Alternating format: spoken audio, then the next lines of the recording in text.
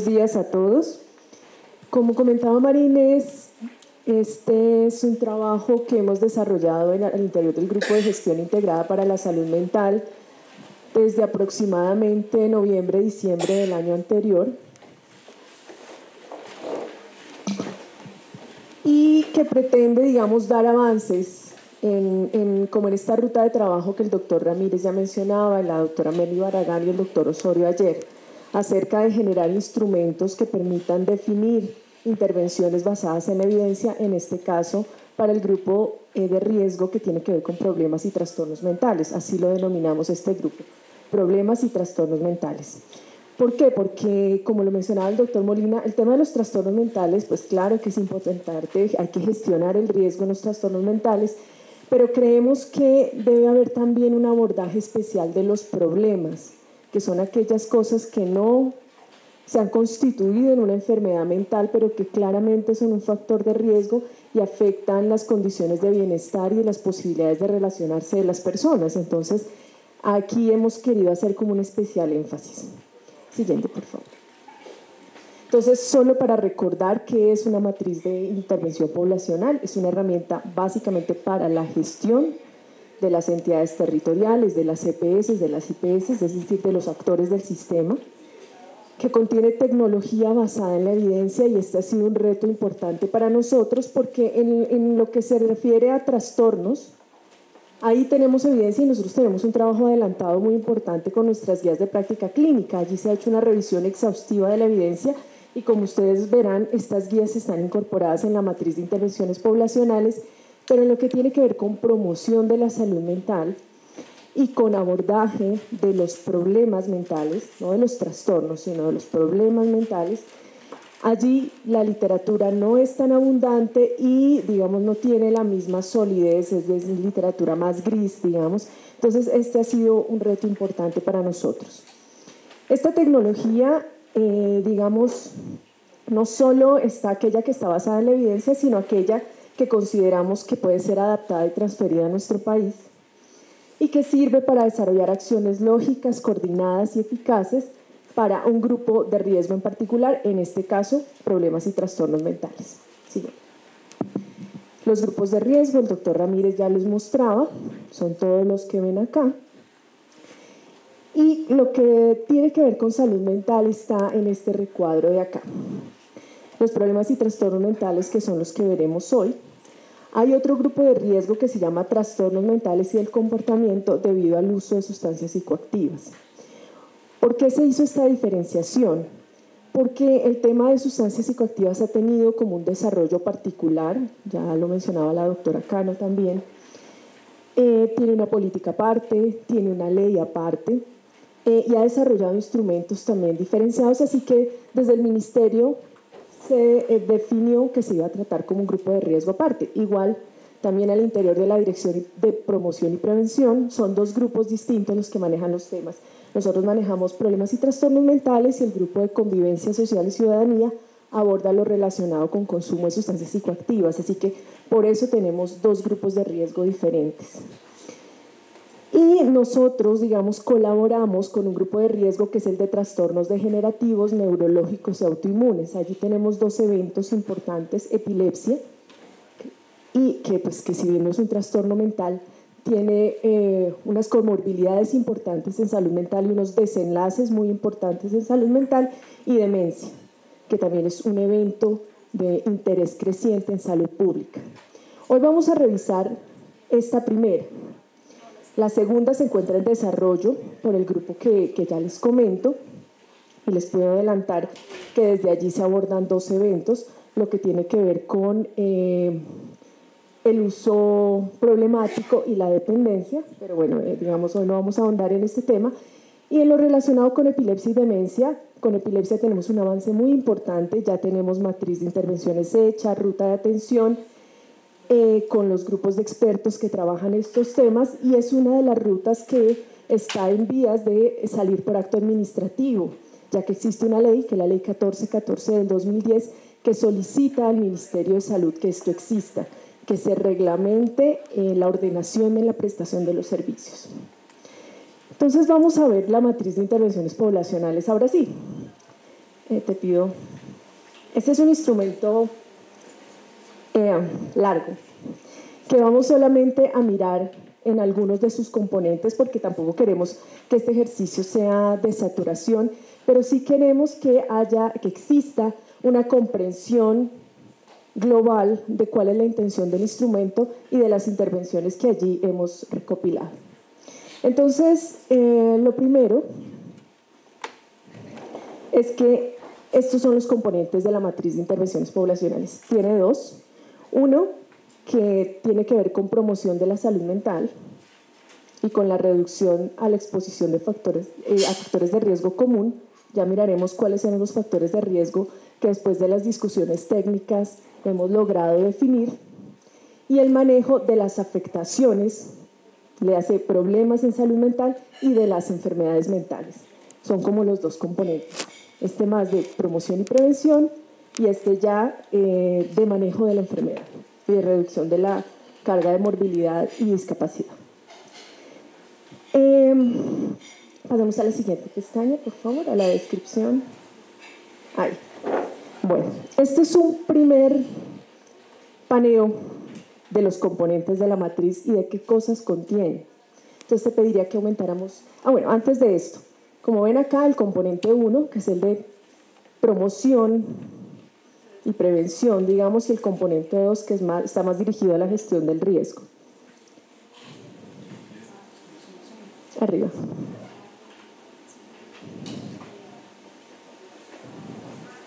Uy, no tanto.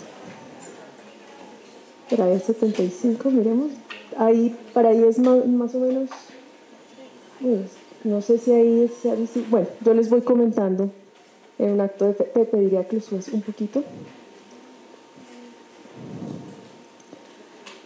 Bueno, aquí tenemos lo que hemos denominado los factores de riesgo. Primero, la predisposición biológica y genética que en los trastornos mentales ha sido suficientemente probada. La baja capacidad de afrontamiento individual, familiar y comunitaria. Esto, digamos, que tendría como una relación directa con la resiliencia que ayer nos mencionaba el doctor Uribe. Hemos decidido llamarlo así, capacidades de afrontamiento, como aquellas además que se pueden fortalecer desde intervenciones de salud pública, ¿no? Luego, acá se fue un pedacito. Bueno, no sé qué pasó en el cuadrito, pero acá estamos hablando de la exposición a estresores psicosociales, que en temas de génesis de problemas y trastornos mentales es también muy importante. Los hemos categorizado por ciclo vital. En la infancia, digamos, los principales son la desestructuración familiar y el pobre apoyo social, lo que tiene que ver con pertenecer a un estrato socioeconómico bajo por las condiciones de marginalidad social, la exposición al maltrato infantil, que es un determinante muy importante, y la violencia escolar. En la edad adulta, todo lo que tiene que ver con estrés laboral y desempleo, las relaciones de pareja no satisfactorias, relaciones de crianza tampoco satisfactorias, trastornos mentales en los hijos, dificultades económicas y enfermedades crónicas, dolorosas o discapacitantes. En el adulto mayor, principalmente el pobre soporte social y la pérdida de la capacidad para procesar información.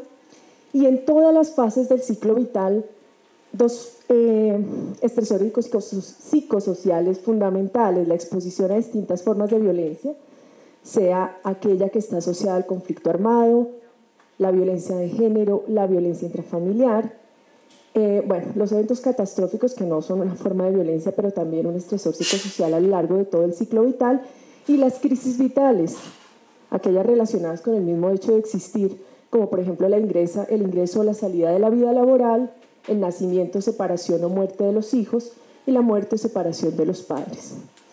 Digamos, todo esto ha emergido de la revisión de la literatura, pero claramente este es uno de los puntos más difíciles de categorizar, porque los estresores psicosociales son múltiples y es difícil saber qué tanto de la enfermedad mental que tenemos se puede atribuir, por ejemplo, a la violencia del conflicto armado y a la violencia de pareja.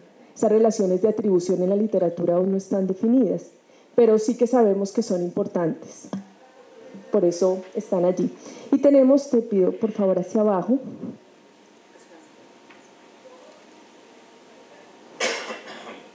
un último factor de riesgo, que es el consumo nocivo de sustancias psicoactivas, incluido el alcohol. La relación entre enfermedad mental y consumo de sustancias psicoactivas siempre, digamos, genera una gran discusión académica. La patología dual es, digamos, un punto de investigación y de despliegue de conocimiento muy importante. Por esto el consumo de sustancias psicoactivas aparece aquí como un factor de riesgo, pero también lo veremos como desenlace. Es decir, puede anteceder a la enfermedad mental, pero también puede ser posterior y ser una consecuencia.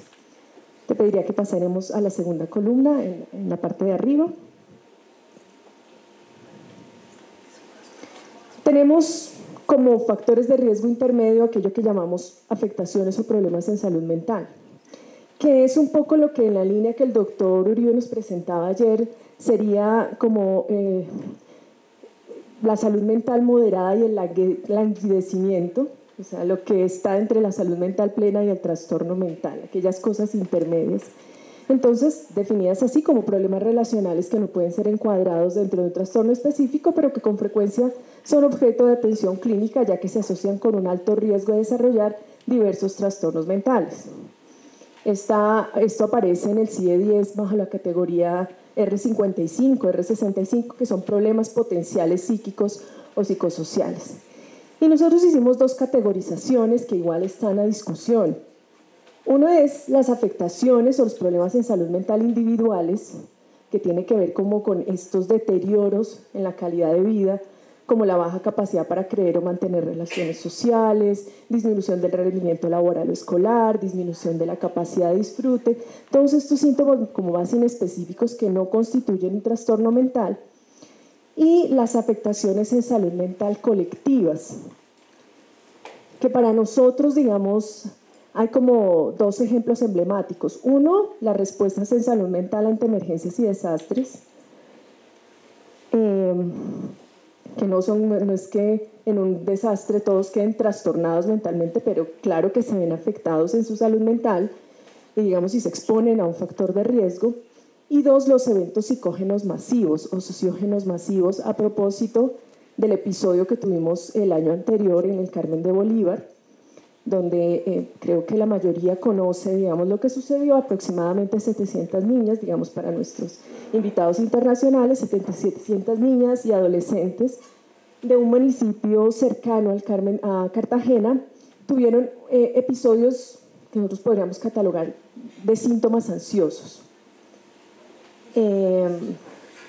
que ellos atribuían y la comunidad de referencia a la aplicación de la vacuna contra el papiloma humano. Entonces esto afectó, digamos, el desarrollo del esquema de vacunación y claro que prendió unas alarmas acerca de cómo estábamos abordando esos fenómenos y de qué es lo que está pasando en las comunidades para que se presenten síntomas sociales de esas características. Entonces, digamos que por esto los colocamos allí, las afectaciones en salud mental, porque bueno, estas chicas no tenían un problema y un trastorno mental en su mayoría, algunas claramente luego tuvieron un diagnóstico, pero la mayoría no, así que esto requirió que el ministerio desplegara abordajes conceptuales e instrumentos diferenciales.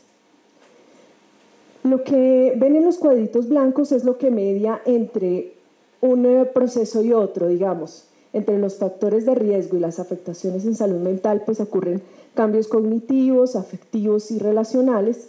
Y entre las afectaciones en salud mental y ya los trastornos, lo que digamos consideramos que ocurre es una profundización de los cambios cognitivos, comportamentales, afectivos, relacionales y fisiológicos. Puede haber reexposición a los estresores psicosociales y el tema del acceso a los servicios de salud ahí se convierte en una variable muy importante. Cuando no hay acceso a los servicios de salud ni a los servicios comunitarios, digamos, a lo que se lleva en los entornos, es probable o más probable que de un problema de salud mental pasemos a un trastorno. Los trastornos que hemos priorizado en la subdirección de enfermedades no transmisibles son estos 5: los trastornos del afecto, los trastornos psicóticos, los trastornos de la conducta y el desarrollo en la infancia y la adolescencia, los trastornos de ansiedad y los trastornos de la conducta alimentaria. Ustedes pueden ver allí adentro los eventos priorizados por cada uno de ellos. Aquí se encuentra anorexia y bulimia. básicamente.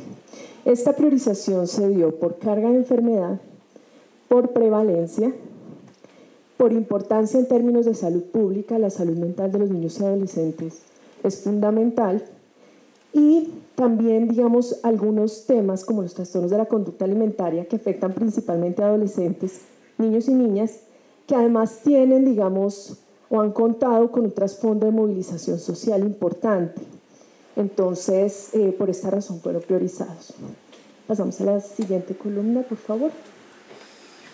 Allí, digamos, volverían a mediar estos procesos de los que hablábamos: la exposición a estresores psicosociales, la falta de acceso a los servicios de salud, y estos son los desenlaces, es decir, aquellas cosas que nosotros no queremos que ocurran y que, para las cuales gestionamos el riesgo en todas las etapas previas.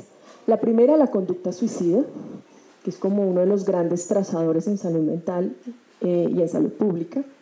La discapacidad psicosocial asociada a los problemas y trastornos mentales, es lo que queremos evitar. Cuando ya definitivamente no se pudo evitar el trastorno, pues evitar la discapacidad psicosocial es una de las tareas prioritarias. Además, digamos, es muy importante vincular todos los abordajes y los avances conceptuales en salud mental a los enormes desarrollos que hay en discapacidad, y esa es una tarea pendiente, vincular el sistema de discapacidad con los servicios de salud. La conducta desadaptativa es el otro desenlace, es decir, aquellas externalidades derivadas de enfermedad mental. ¿A qué nos referimos? A violencia, a conductas delictivas, a deserción escolar, por ejemplo. Y por último, como ya les mencionaba y les anticipaba, la morbilidad asociada al consumo de sustancias psicoactivas, incluido el alcohol. Digamos, este es otro desenlace que no queremos que ocurra. Te pediría que bajáramos un poco para mirar la flecha naranja que está ahí, si quieres moverla.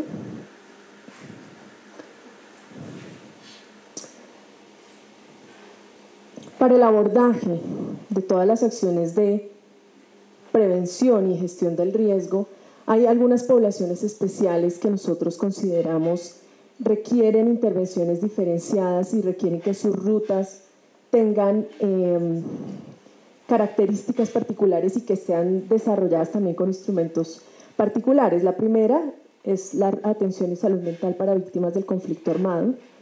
Claramente allí hay que hacer links con el PAPSIVI, con todos los instrumentos que se han desarrollado, con la atención psicosocial a las víctimas.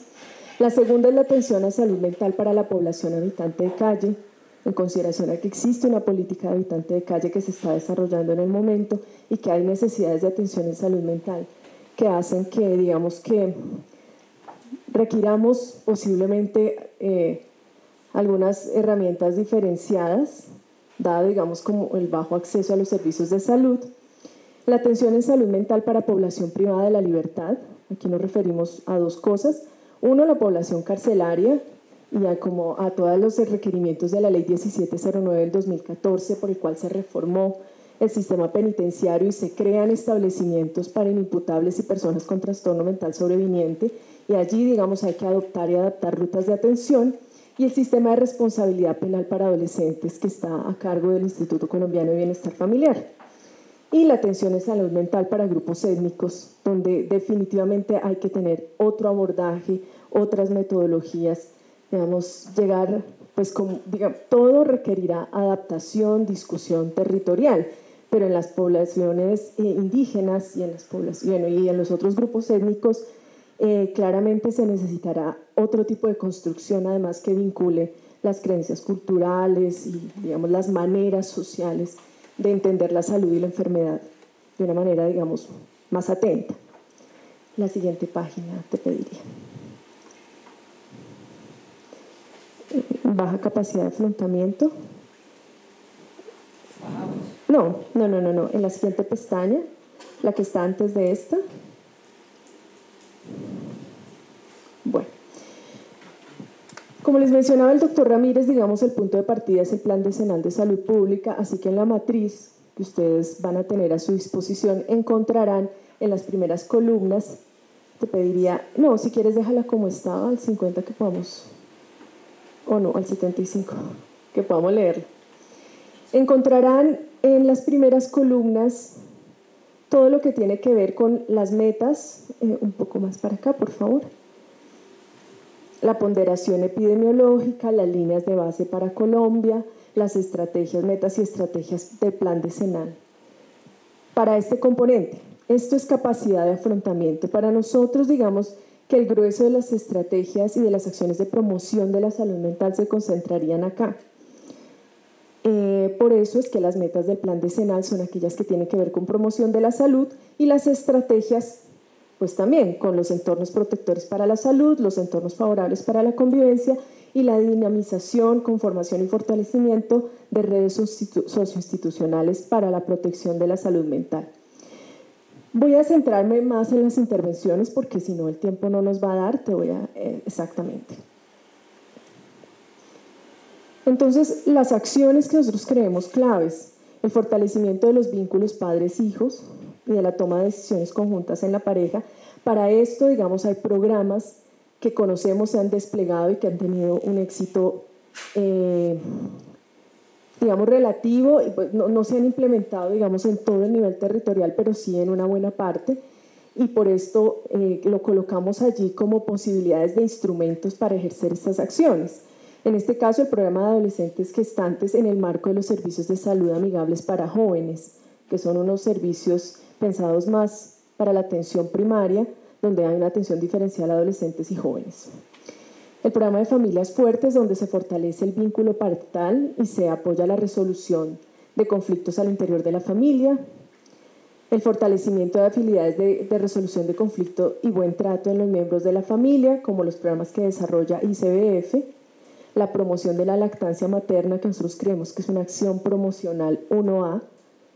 Existe un plan decenal en Colombia para la promoción de la lactancia materna.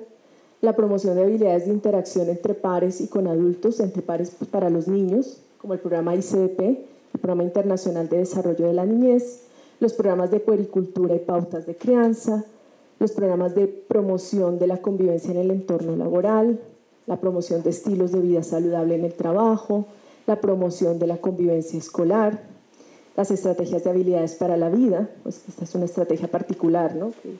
que ya está desarrollada. Los programas para incentivar el juego y el uso del tiempo libre, todo lo que tiene que ver con envejecimiento mentalmente saludable, promoción de buen trato y prevención de violencia y la conformación de redes socioinstitucionales para la promoción de la salud mental. Estos son como grandes enunciados y grandes listados de lo que nosotros creemos que se debe y se puede hacer en salud mental. Lo importante, digamos, de acá es que pueda recoger los instrumentos. Esta matriz hay que nutrirla aún más con las estrategias puntuales y los instrumentos puntuales que existen para hacer todo esto, que además no dependen exclusivamente del sector salud. Para nada, muchas de estas estrategias se realizan en otros entornos como el entorno comunitario o el entorno escolar.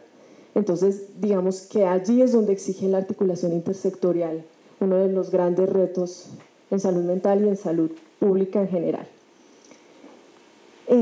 Bueno, aquí van a encontrar la línea operativa del plan decenal en el que se encuentra, cuál es el ejecutor, el entorno, el lugar donde se despliega, digamos, el programa, pero esos son detalles, digamos, que ya luego podremos ir viendo.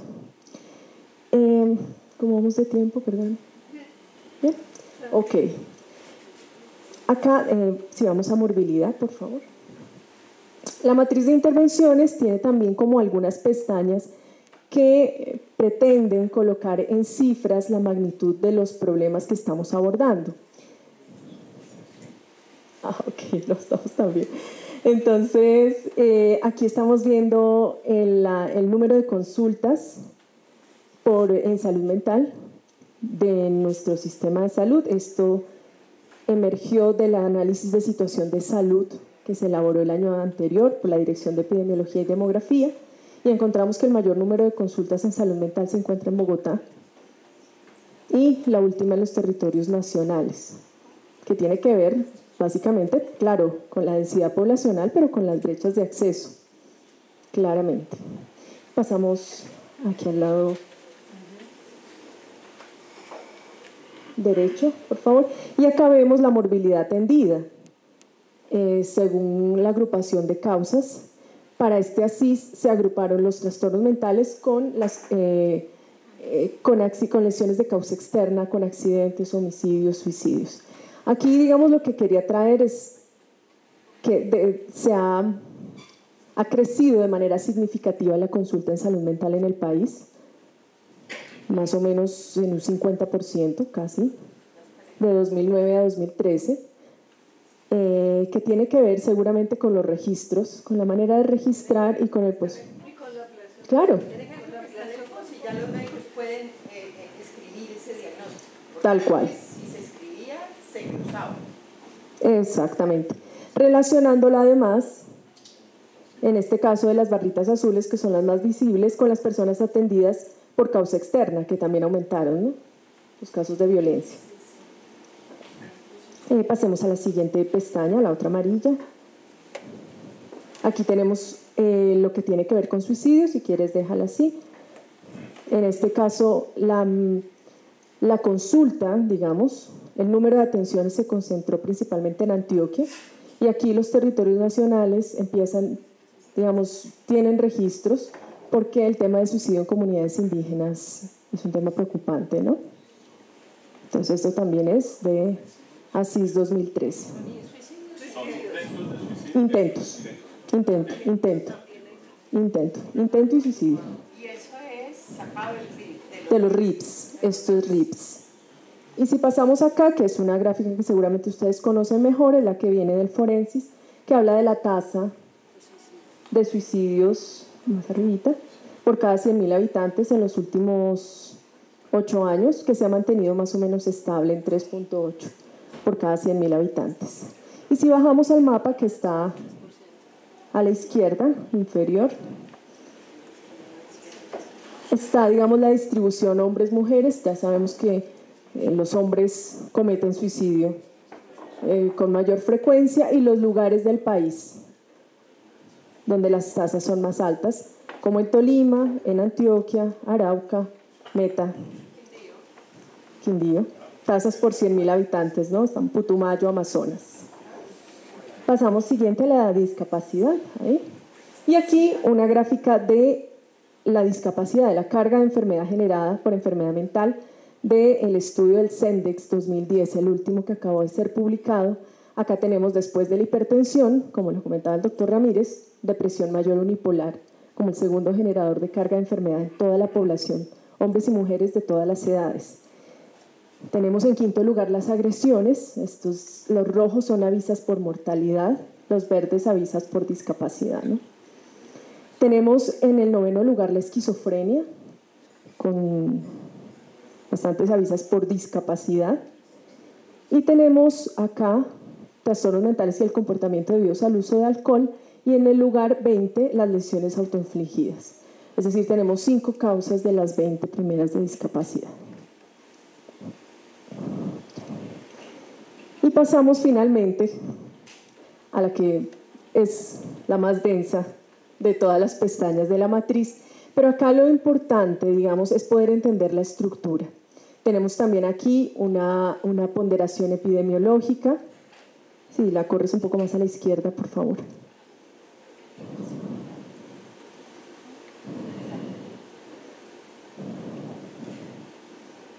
Exactamente, y lo vamos moviendo. Las metas del plan decenal con las que están relacionadas, que son las del componente de prevención y atención integral a problemas y trastornos mentales y a las diferentes formas de violencia, en las estrategias del plan decenal y las estrategias que se están desarrollando desde el Ministerio de Salud, que muchas son las que ya comentó el doctor Ramírez en su presentación anterior, así que las vamos a obviar.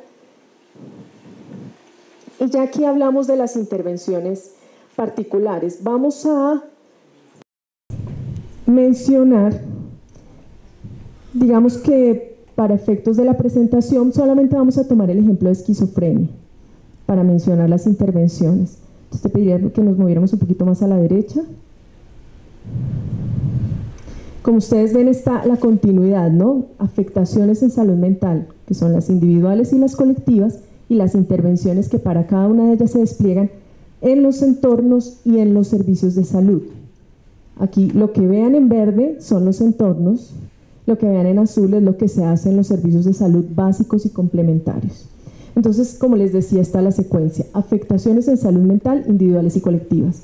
Luego vienen los trastornos mentales en los grupos que ya mencionamos. Acá hemos desarrollado, como también decía el doctor Ramírez, dos en el momento: esquizofrenia y depresión, porque son con de los que tenemos guías de práctica clínica.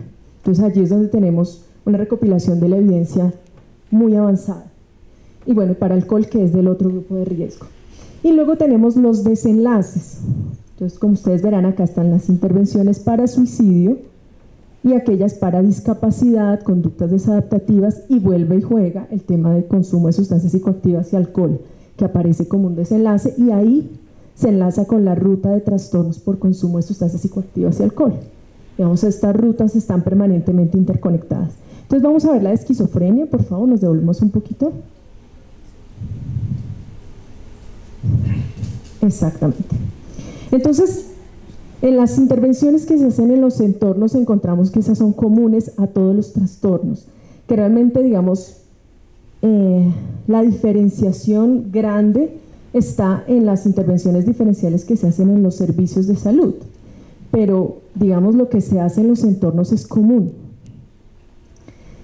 Tenemos la formación a la persona afectada y a su familia en adherencia terapéutica, signos de alarma y consulta a los servicios de salud. Esto se hace, como les digo, en los entornos comunitario, familiar. La primera ayuda psicológica o los primeros auxilios emocionales, que son una herramienta que nosotros consideramos central en términos de logro de las metas de política pública. La rehabilitación basada en la comunidad, que no sé si todos la conozcan y ahora quedó vinculada al PIC, es un avance muy importante, que es una estrategia de inclusión y desarrollo comunitario en la que se incluyen acciones puntuales en la comunidad, como el desarrollo de capacidades, búsqueda activa, información en salud, canalización, visita domiciliaria, intervenciones breves, dinamización de redes y movilización social. Y el desarrollo de actividades para la inclusión social. O sea, es una estrategia muy amplia que fue desarrollada inicialmente en el ámbito de la discapacidad y que progresivamente ha ido siendo adoptada en el ámbito de la salud mental, y en la que tenemos muchas esperanzas realmente. Detección y manejo de los riesgos psicosociales en los cuidadores, esta es una acción clave. Las intervenciones de salud ocupacional para ajustes razonables de las actividades laborales a las condiciones de las personas con esquizofrenia. Abajo, por favor. Estrategias para disminución del estigma por enfermedad mental y la participación en grupos de apoyo, tanto de las personas afectadas como de sus familias. Todas estas son cuestiones por desarrollar, que además también están vinculadas en las disposiciones de la ley 1616, donde nos habla de grupos de apoyo, de centros de salud mental comunitarios, en los que estamos ahí. Luego viene, si pudieras aumentar un poquito el zoom, que está muy chiquitín,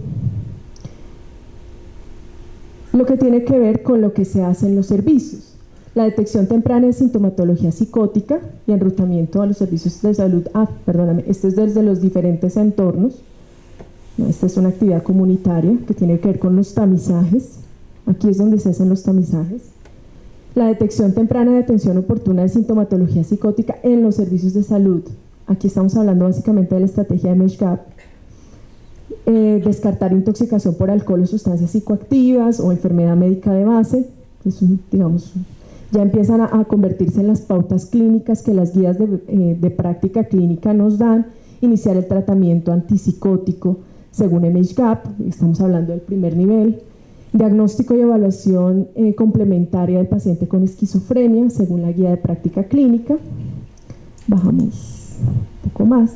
Prescribir el tratamiento con antipsicóticos en la fase aguda del adulto con esquizofrenia. Bueno, todo el tema de prevenir y tratar los efectos secundarios del uso de antipsicóticos, el manejo del paciente con conducta violenta. Un poquito más arriba, por favor. Estas ya son cuestiones que se encuentran directamente vinculadas a la guía de práctica clínica. Digamos, básicamente resumen los campos que la guía de práctica clínica nos propone. brindar el tratamiento psicofarmacológico de mantenimiento, incluyendo el uso de antipsicóticos de depósito, brindar tratamientos psicoterapéuticos y psicosociales en la fase aguda y de mantenimiento, emplear modalidades de atención para el adulto con esquizofrenia. Aquí estamos hablando como de tecnologías particulares como la atención asertiva comunitaria o los equipos de resolución en crisis y tratamiento en casa, si la red de apoyo es adecuada, y el seguimiento clínico del adulto con esquizofrenia según las pautas definidas por las guías de práctica clínica. Así, digamos, ustedes van a encontrar también el desarrollo para depresión y el desarrollo para conducta suicida, que si bien no tenemos guía de práctica clínica, sí hemos hecho con el apoyo de varios grupos técnicos y durante años una revisión de la evidencia de las intervenciones de efectividad probada. Bueno, esto es lo que queríamos mostrarles, es un instrumento denso y que seguro va a necesitar una revisión más profunda, pero queríamos socializarlo con ustedes, conocer sus impresiones de primera mano y su vinculación con la ruta de atención que ya Diana nos va a presentar. Así que bueno, muchísimas gracias por su atención.